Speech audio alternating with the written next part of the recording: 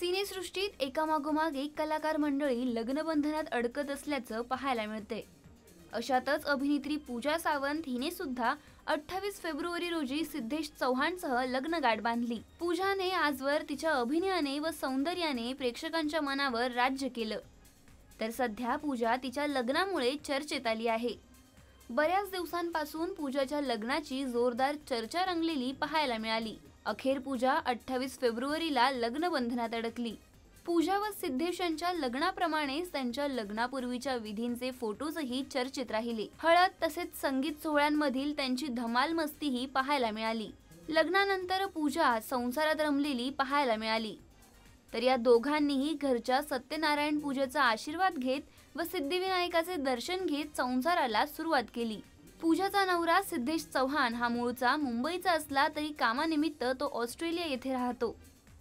सध्या सिद्धेश त्याच्या लग्नासाठी भारतात आला होता। तो ऑस्ट्रेलियातील एका फायनान्स कंपनीत काम करत आहे।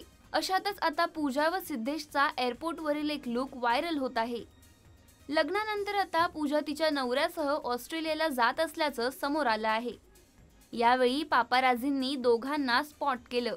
दरम्यान नववधूवराच्या या लुकने साऱ्यांचं लक्ष वेधून घेतलं।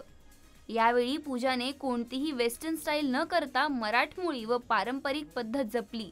पूजा गुलाबी रंगाच्या पारंपरिक ड्रेसमध्ये दिसली, तर हातात चुडा असलेला तिचा हा नववधूचा लुक पाहून साऱ्यांनी तिचं कौतुक केलं।